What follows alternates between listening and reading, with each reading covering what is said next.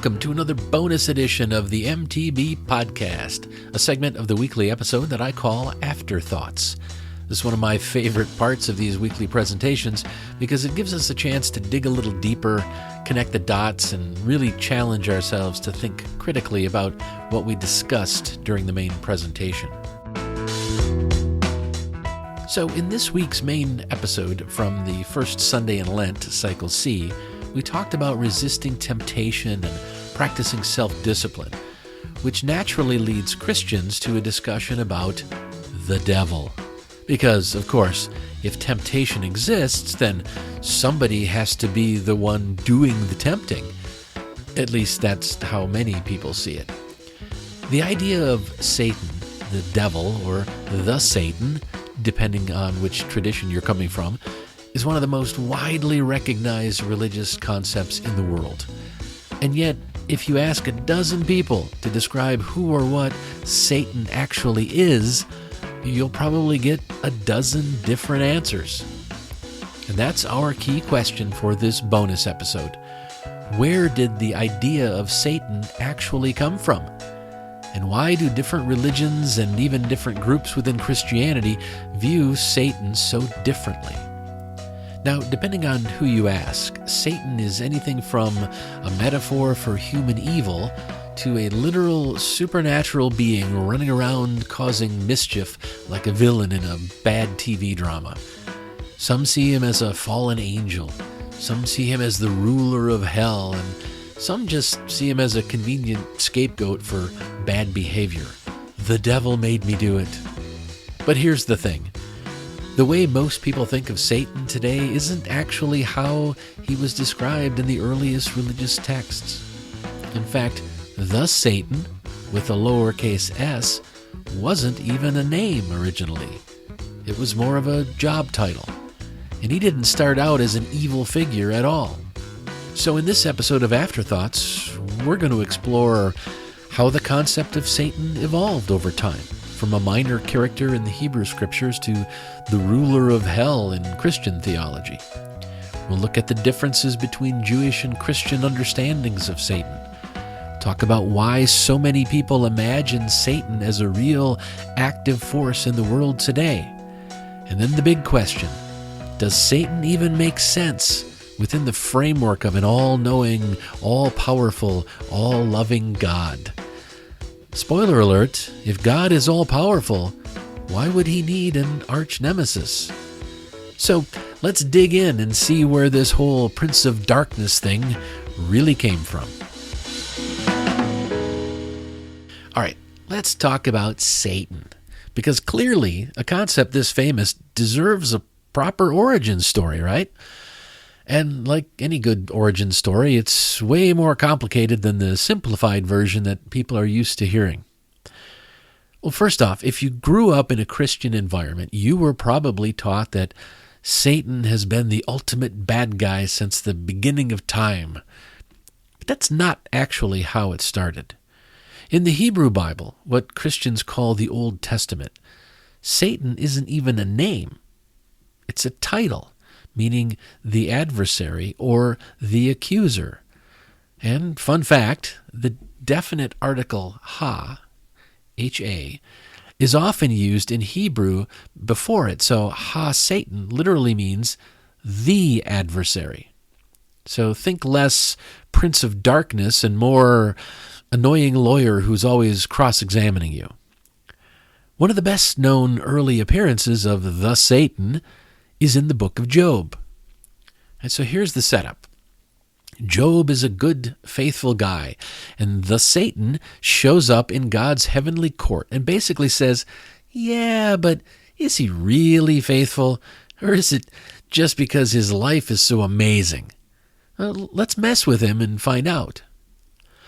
And instead of smiting the Satan for being rude, God just agrees. Okay, I'll take the bet. And thus begins this long series of increasingly shitty things happening to Job. Now, you'd think that if Satan was the ultimate evil, God wouldn't just be casually hanging out with him and taking suggestions from him. God certainly wouldn't let the prince of darkness goad him into punishing a faithful servant like Job. But in early Jewish thought, the Satan isn't a villain. He's more like a divine prosecutor, a cosmic quality control agent, testing human faithfulness. And importantly, there is no eternal hell, no fiery underworld, and certainly no fallen angel ruling over it all. That version of Satan, that came a lot later. Speaking of which, enter Christianity, where the devil gets a serious marketing upgrade. As Christianity developed, early thinkers started pulling together different biblical figures to create a more fleshed out version of Satan. They took the Satan from Job, right? They took the serpent from Genesis, and a passage from Isaiah about a fallen king, Lucifer, which literally means light bringer in Latin. So the Satan from Job, the serpent from Genesis, and Lucifer, the fallen king from Isaiah, and mashed them all together into one being, a rebellious angel who fell from heaven and became the ruler of hell. By the time we get to the New Testament, Satan is no longer just an adversary working under God. He's now an independent, full-blown enemy of God. He tempts Jesus in the wilderness. He's cast down from heaven in Revelation, and he's got a whole kingdom of demons at his disposal. He's not just testing people anymore. He's actively working against God's plan. And here's where things get even more interesting. The Catholic Church's official doctrine recognizes Satan as a real personal being, a fallen angel who rebelled against God. But interpretations vary wildly. Some take it literally. They believe in a real, active Satan who's out there influencing human affairs. Others see Satan as more of a metaphor for evil. And then you have the people who turn him into a pop culture icon. You know, the heavy metal album covers, Halloween decorations, and that one guy at every party who insists the Illuminati is secretly worshiping Satan. And so what we have is a literary evolution where an obscure legal figure in ancient Hebrew texts got a villainous makeover and eventually became one of the most famous characters in religious history. And yet, if we actually look at where this idea comes from, we have to ask, is this a real being, or is this just humans doing what humans do, giving a face to concepts like temptation, sin, and evil? All right, let's take a step back and ask a fundamental question. Why do humans feel the need to turn abstract concepts, like evil, into actual characters? Why not just accept that bad things happen because of human nature, because of bad luck, or, in our case today, social systems that were poorly designed or have been abused and broken down? Well, it turns out our brains really, really don't like randomness. Right? That's why there's this human tendency to assign personalities to concepts.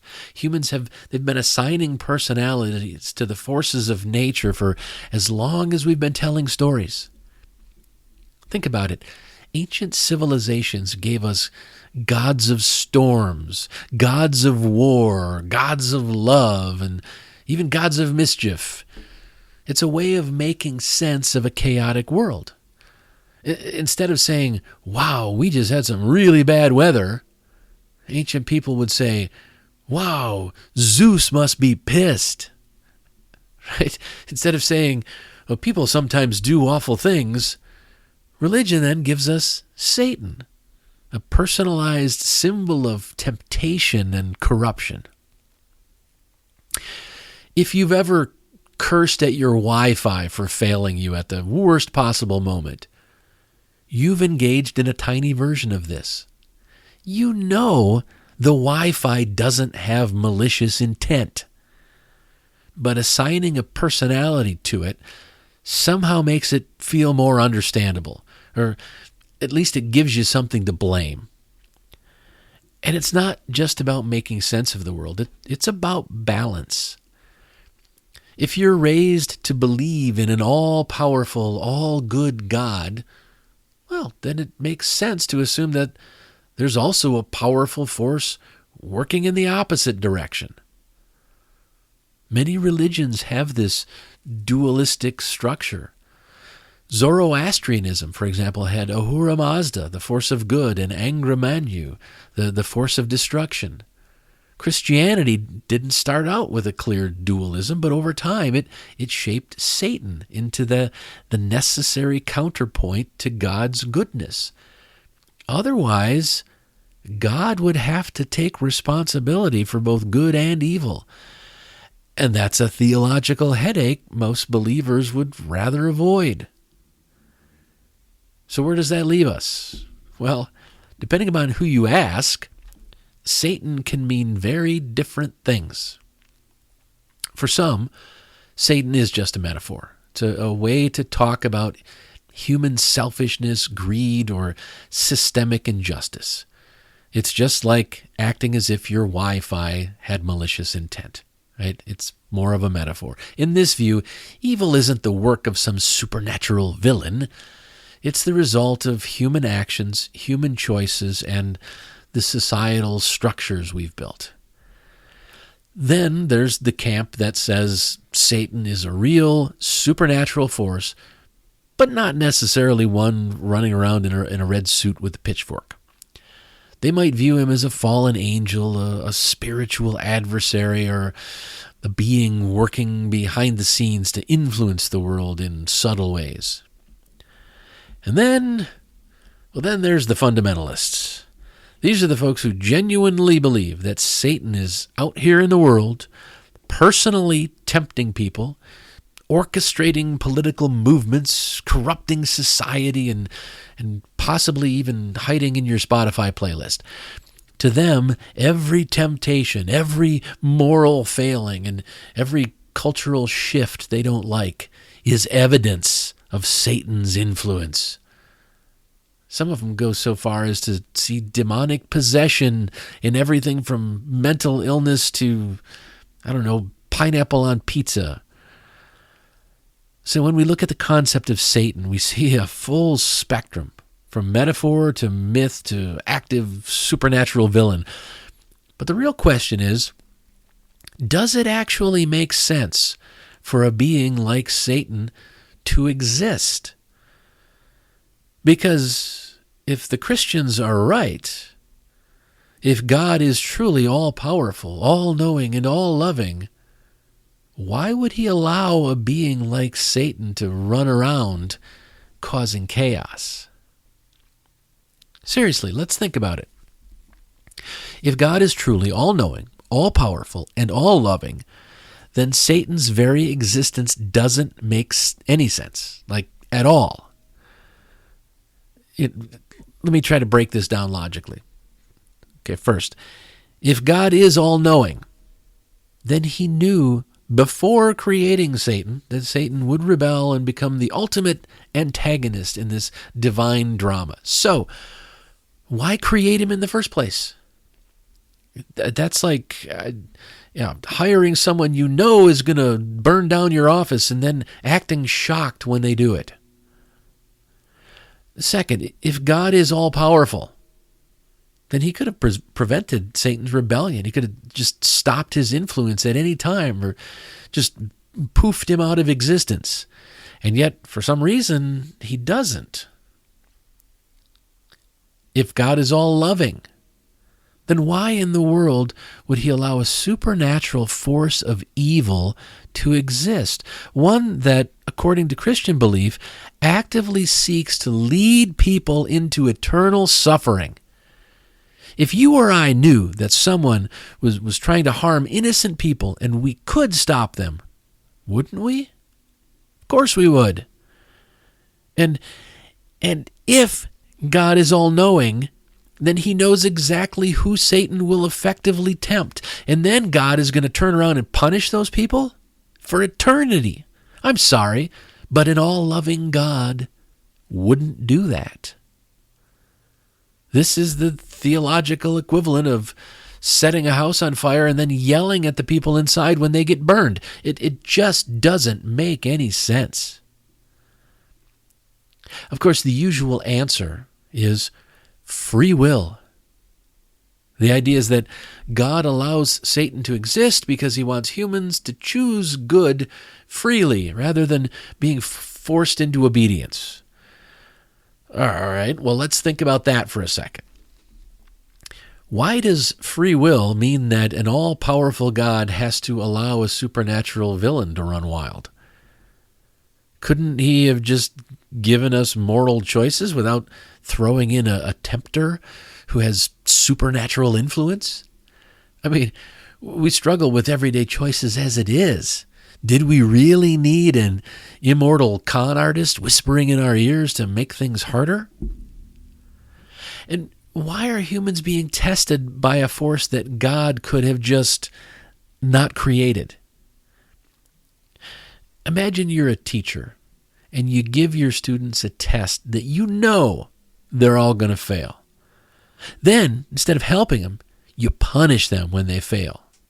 You punish them forever. That's not free will. Come on, that's a rigged game. And here's where it gets even messier.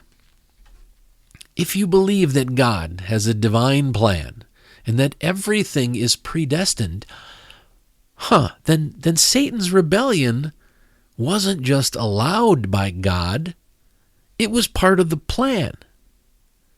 Which means Satan isn't actually rebelling at all. He's just doing the job God assigned him. In other words, if you believe there is a divine plan, if you believe there's a reason for everything, then Satan can't be the bad guy because he's doing exactly what God planned for him. But if you claim that Satan is not following God's divine plan, then you're admitting that God is not all-powerful. And that's when the theological house of cards starts to collapse. At some point, you have to step back and ask, does any of this actually make sense, even within the mythological framework that has been created? Or is Satan just another story humans have told to try to explain why bad things happen? Because when you really think about it, Satan sounds a lot more like a plot device than a genuine, independent force of evil. So after all this, what do we do with the idea of Satan? Is he a real supernatural being? A mythological scapegoat? Just an old story that took on a new life of its own? And if Satan is real, if you claim that Satan is real, does his existence even make sense within Christian theology? Or is this just another case of religion creating a problem and then trying to sell us the solution? Well, here's the thing. Whether or not a literal Satan exists, I think that the real issue is how humans understand and respond to evil in the world. Because at the end of the day, blaming the devil for the world's problems doesn't actually solve a damn thing. Think about how often people use Satan as a convenient excuse. Right? The devil made me do it. Satan is attacking my family. That's one I've heard. Evil forces are at work. That's something the evangelical preachers are saying all the time. Evil forces are at work. When people lean on these explanations, what they're doing is shifting responsibility away from themselves. But let's be honest. Most of the time, probably all the time, it's not some supernatural villain whispering in our ears. It's just us making shitty choices. And if we don't take responsibility for those shitty choices, we're never going to change. The real danger isn't some pitchfork-wielding demon pulling strings behind the scenes. The real danger is when people externalize evil instead of confronting the ways it manifests in themselves and in their communities. When we focus on imaginary battles with Satan, we ignore the very real battles against poverty, discrimination, corruption, and oppression. And those are the battles that actually matter. So here's a question for you to think about. How does your understanding of evil shape your actions? Do you see evil as some outside force, something to fear and fight against? Or do you see it as a human problem, something that requires effort, self-reflection, and intentional action to overcome? Because when we stop looking for demons in the shadows and start looking at the problems right in front of us, that's when we can actually start to make a difference.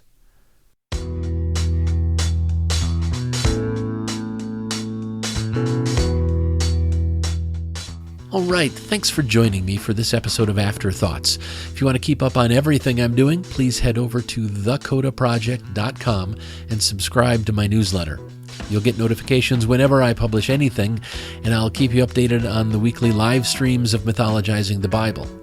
Also, if you subscribe for free over at thecodaproject.com, you'll start receiving an awesome resource called The Weekly Compass.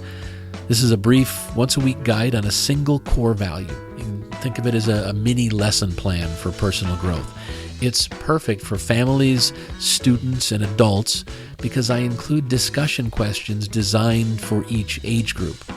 So each weekly issue centers on a short reflection about the week's value. It's followed by discussion questions that are tailored for the different age groups, from kids to college students to adults. And then a simple take action step, like a small challenge or exercise you can do to put that value into practice. Especially for families, it's designed to be an easy way to ensure that at least once a week, you're making time to talk about morality, ethics, and core values without the need for supernatural belief. So if you're interested, go subscribe for free at thecodaproject.com. Thanks again for listening. Until next time, keep thinking, keep questioning, and keep seeking the truth.